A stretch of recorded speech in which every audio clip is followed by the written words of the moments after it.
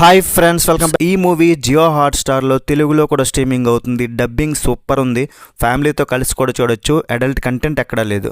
ఈ మూవీని third day థియేటర్కి వెళ్దామని పార్వతీపురం శ్రీ సినిమాస్కి వెళ్తే 10 మంది వస్తే కానీ షో వేయనన్నాడు. 10 మంది రాలేదు. డిసప్పాయింటెడ్గా ఇంటికి తిరిగి వచ్చా.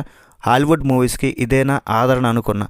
తర్వాత ఓటీటీలో ఇంగ్లీష్లో హెచ్డి వెర్షన్ వచ్చింది. బట్ నేను తెలుగులో చూడాలని వెయిట్ చేశా. ఈ ఫ్రాంచైజీలో ఇప్పటికే 2005లో ఫస్ట్ మూవీ వచ్చింది, ఫెంటాస్టిక్ 4. ఆ మూవీని నేను థియేటర్లో చూశాను. చాలా తక్కువ ఏజ్ నాది. నెక్స్ట్ 2007లో ఫెంటాస్టిక్ 4 ద సిల్వర్ సర్ఫర్.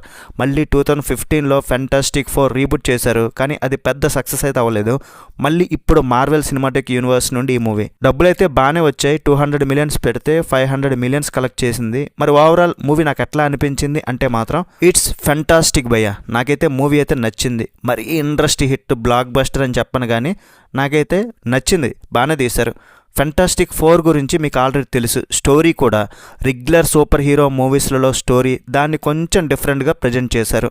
ఒక పాయింట్ని తీసుకొని మన భూమిని ఫెంటాస్టిక్ 4 చాలా జాగ్రత్తగా కాపాడుతూ వస్తుంటారు.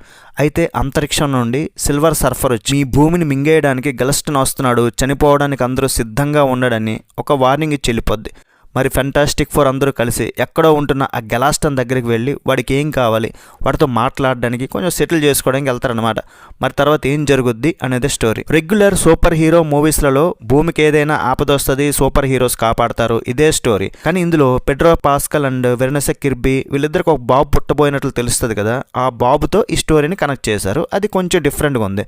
ఫస్ట్ 20 మినిట్స్ సోసోగా ఉంటుంది. ఫ్యామిలీ డ్రామా నడుస్తూ ఉంటుంది. Characters introduction.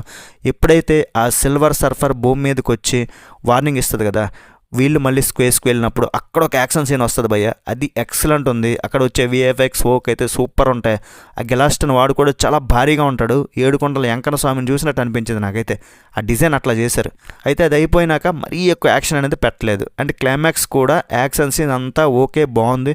ఫెంటాస్టిక్ 4కి ఎట్లా శక్తులు వచ్చాయో ఏంటన్నది కూడా ఫస్ట్ మనకి సింపుల్గా ఒక వాయిస్ ఓవర్లో ఆ పాత వీడియో ఫోటోలు చూపిస్తూ అందరికీ అర్థమయ్యేలా, ఫస్ట్ పార్ట్స్ ఏం చూడకపోయినా అర్థం చేసుకునేలా చెప్పారు. ఆ బాబు పుట్టాక స్టోరీ ఇంకొంచెం ఇంట్రెస్టింగ్ ఉంటుంది. అక్కడ వచ్చే కొన్ని ఫన్నీ ఎలిమెంట్స్. అక్కడ చిన్న డిసప్పాయింట్ ఏంటంటే గెలాస్టన్ విలన్ భారీగా కనిపిస్తాడు, కానీ వాడి పవర్ ఏంటో మరీ అంత హైలైట్ అంటే చూపించలేదు. క్లైమాక్స్ యాక్షన్ ఎపిసోడ్ సూపర్ ఉంది. వాళ్ళ దగ్గర ఒక రోబోట్ కూడా ఉంటుంది, చిన్న చిన్న ఫన్నీ. అండ్ ఈ అగ్గివీరుడికి ఏదో సిల్వర్ సఫర్ లవర్ అంటూ వేసుకున్న డైలాగులు పిల్లలు కూడా ఎంజాయ్ చేస్తారు. అండ్ మార్వెల్ సినిమాటిక్ యూనివర్స్ నుండి కాబట్టి విజువల్స్ కానీ, బ్యాక్గ్రౌండ్ స్కోర్, గ్రాఫిక్స్ ఏది కూడా డిసప్పాయింట్ చేయదు. చాలా గ్రాండ్గా ఉంటుంది మూవీ. అండ్ ఫస్ట్ నుండి లాస్ట్ వరకు కూడా ఫెంటాస్టిక్ 4ని అంటే ఆ 4 లెటర్ని బాగా చూపిస్తారు టీ షర్ట్స్ మీద అండ్ వాళ్ళు ఉంటున్న ఇల్లు మీద. ఒక బ్రాండ్ టైప్లో చూపించారు. ఈ ఫెంటాస్టిక్ 4 నలుగురే కాకుండా రిమైనింగ్ క్యారెక్టర్స్ కూడా నచ్చినాయి. డైరెక్టర్ మ్యాట్ ఈ ఫిల్మ్ని అయితే బాగానే డీల్ చేశారనిపించింది. ఫైనల్లీ ఫెంటాస్టిక్ 4 నాకైతే నచ్చింది, మీకు నచ్చొచ్చు. అండ్ 6 రాడ్ మూవీస్ చూసిన తర్వాత ఇదొక సాటిస్ఫై అనమాట. రాడ్ కాకుండా ఆపింది. మరి హ్యాపీ.